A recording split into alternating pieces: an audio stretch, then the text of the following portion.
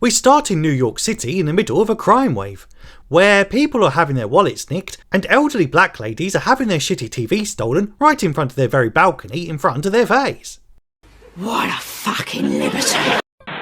Turns out some organised gang have been going around organising all the crimes, as Channel 3 news reporter April O'Neil reports on all the crime, before hilariously becoming the victim of said crime the moment she steps outside a bloody workplace. But luckily, she's saved by some off-screen vigilantes what hide away in the sewers, and stupidly leave their tiny sword weapon just laying around at the scene of the crime. No! After the super cheesy and painfully 90s opening titles, we meet 4 talking turtle mutants who are totally teenage freaks of nature what live in a sewer, and have a truly terrible diet to boot, well given they live on cheese pizza takeaways and are just a bloody walking heart attack waiting to happen. Nah, it'll be fine. Anyway, their names are Donatello, Leonardo, Michelangelo and Raphael, and turns out they live under the streets with their rat-faced mutant rat daddy, who's some sort of Japanese talking rodent fella by the name of Master Splinter, and who I assume is just some sort of superfan of Italian Renaissance art by the sounds of it.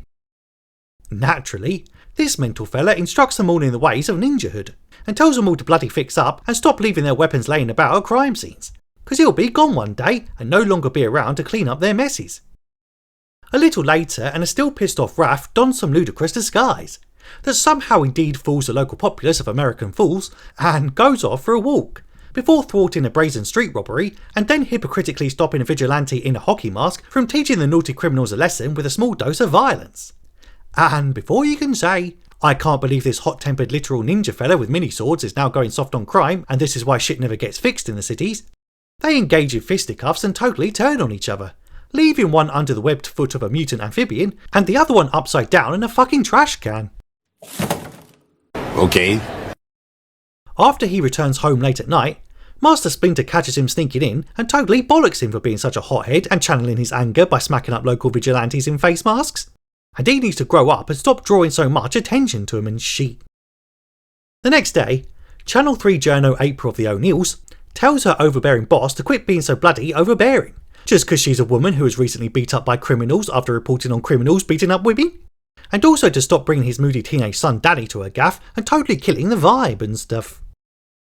The Teenage Mutant Horny Turtles then watch her on TV, totally connecting the ongoing crime wave to the secret rumoured organisation called The Foot, and soon develop a crush on this cute freckly redhead, a feeling which is not at all shared by the local police chief, after she directly challenged him on live TV about the gang and made him look like a right tit on national television. LOL! Also later, Raph is back in his hilarious disguise and totally stalking said freckly redhead, which is pretty lucky to be fair, given she's bizarrely alone down in the middle of a subway during the middle of a crime wave, and inevitably being intimidated by a bunch of foreign goons in gimp suits. And they promptly give her a slap and warn her to shut up about the Foot Gang thing, because casual misogyny for cheap laughs, bro. And after pulling out a shank in self-defence and immediately getting disarmed and knocked out cold, Raffy Boy jumps in and opens a can of whoop-ass on the fools, retrieving his missing sigh and taking a vulnerable unconscious woman back to his secret underground lair in the filthy sewers. Nice. Naturally, the others just can't believe he went up above ground, stalked their local TV reporter he had a crush on, and then brought her unconscious ass back down here to do God knows what with, and promptly reckons he's lost his marbles, son, and then warns him he better not have been followed, out here taking all these unnecessary risks all the time. Splinter then cleans her up and also frightens the bloody life out of the poor broad when she wakes up, as she promptly has a fucking meltdown, waking up to 4 giant turtles and a 5-foot talking rat telling her to calm her knickers already. He then goes on to explain all about their backstory, as 15 years ago he was just a simple rat whose owner was a Japanese ninja fella, and after getting orphaned in New York, he came across 4 tiny turtles in the sewer and decided to keep them as pets. But after he carelessly let them wander into a puddle of radioactive slime, they soon became giant talking turtles because reasons. And he himself also became smarter, and so set about teaching the lads in the ways of the ninja whilst raising them as his own kids. Weird. Anyway, the gentlemanly turtles then make sure April gets home safely, and after she accidentally mentions pizza, they promptly invite themselves in for a late supper. And before she can say, okay, but can you wipe your feet on the way in, given you've literally just splashed through sewer water barefoot? Disgusting! They do some cringe impressions and call it a night, only to return to a trash gaff and a missing Master Splinter. Oh shit, not good. So they then head back to April's flat to ask for help, And the next morning, her boss Charlie turns up yet again to pressure her to drop the story, whilst his son Danny briefly spots one of the turtles hiding under a table and totally thinks he's going mad. Before the police chief calls up Charlie to tell him his moody son Danny's been caught stealing shit for some organised gang down under the streets, who are led by some medieval Japanese fella called Shredder, who also seems to be raising an army of teenage boys himself and teaching them to be ninjas. Kya, what are the chances? After saying they have to be on the lookout for 4 amphibious heroes in a half shell, who are now their mortal enemy because reasons, Danny then reports how he thinks he saw one of them freaks hiding under a small dining table in a freckly redhead's apartment this morning. Elsewhere, April's on TV exposing everything she knows about this deadly clandestine gang what's going around doing all these bad things around town. And her poor co-host just can't believe a bunch of Asian immigrants have come over to the West and done a bunch of crimes in their host nation.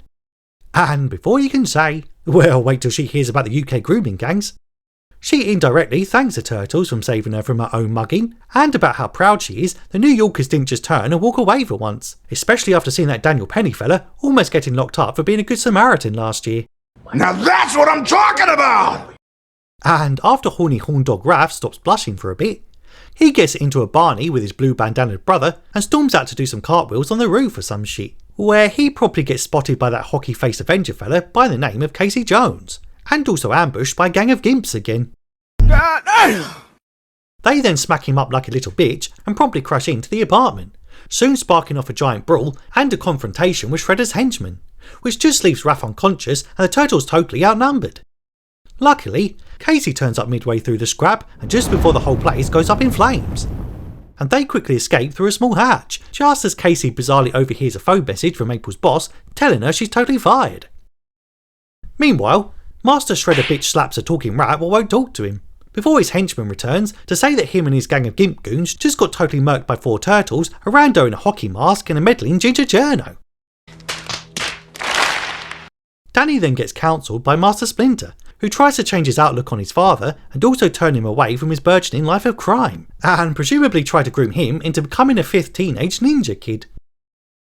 April then takes the gang to her family's old isolated farmhouse, where Raph takes some time out to recover and she does some bonding with a hockey fella, mainly by getting into heated arguments and calling each other names. And also with saucy neck massages, I guess. Which she kinda needs, to be honest, after he tells her he overheard her being fired on the answer phone before the place went up worse than the fucking Palisades. Anyway, the Teenage Mutant / Hero Turtle fellas then do some training in a small field, while Shredder tries to work out why his new enemy seems so familiar, based solely on his henchman's description of their fighting style. Leonardo then connects to his groomer Splinter Daddy via the power of astral projection, which totally gives him a lead on his location. And before you can say, oh, why can't this fella do the same to find Madeleine McCann already, they return to their lair to find that moody Danny kid curled up in their closet. He says he ran away from them mental ninja chaps because they're probably mental, yo. But soon returns in the dead of night, followed by suspicious Casey. As Splinter then recalls some more backstory about when he was a normal Asian rat living in a cage. Well, I say normal. As normal as a Japanese rat mimicking his master's martial arts moves to become a fucking ninja rodent can ever really be. And he goes on to talk about how his master's main rival followed him and his floozy to New York and promptly carved her up like a common hog, before doing the same to his owner, ultimately leaving him home alone and lost in New York. And before you can say, did he also bump into that orange fella and ask him directions like Macaulay Culkin did that one time when he was left home alone in the city? Splinter says Danny's wearing the rival symbol on his bandana, so it must be totally working for him and stuff. And he just can't believe his new boss, what's dressed like a psychopathic medieval samurai, may in fact be a homicidal naughty murderer killer of young women. And is promptly confronted and exposed, leading Master Shredder directly to the Turtles' location. Oh dear. Oh dear, oh dear. Casey then confronts Danny, who tells him they're about to kill Master Splinter. So they promptly rescue his hairy ass, as the Turtles get busy gassing a bunch of minions and doing some more pointless acrobatics to totally defeat the gimpy goons. Casey then defeats Shredder's henchman by first letting him wear out his knuckles on his own face and then smacking him up with a 9-iron. Before Splinter de-radicalises the remaining disenfranchised teens by reminding them that their mentor father figure is a psychopathic samurai cosplayer who kills innocent women and uses kids to steal small stereos for him so he don't have to get his hands dirty and stuff. The Turtles then finally face off with the Shredder fella, but all easily get murked, given they all choose to attack him one by one instead of doing a total bum rush for good reasons. until Master Splinter turns up to confront his old owner's killer, who just can't believe that the small rat, what once jumped on his face and leaving him permanently disfigured, is now standing before him giving him a moral lecture. And so just proceeds to charge at the rodent, before being himself easily murked and lobbed over a fucking rooftop, where Casey casually crushes the corrupted crook in a small compactor. Oh, that's cold. And we end with Danny reuniting with his dad, who then begs April to come on back and on a higher pay at that, after he was forced to fire her earlier, before she starts knocking the face off of her hockey-ho fella with a broken mug, whilst the turtles celebrate all being alive and getting zero credit for stopping the sweeping crime wave that was totally immiserating the city. And that's it, that's the movie. Though my favourite part was the random early appearance of a young Sam Rockwell, offering a bunch of teens a pack of fags. Regular or menthol? And also the random homo jokes for the adults in an early 90s children's film. What is all this talk about spending the night down here? You're a claustrophobic. You want a fist in the mouth? You've never even looked at another guy before. Gay! But anyway, that's the plot and that's your lot. Considering that bill thing so you don't miss any future recaps. Tell me if you like this flick in the comments if you have time. And I'll bloody Kowabunga'd you in the next one.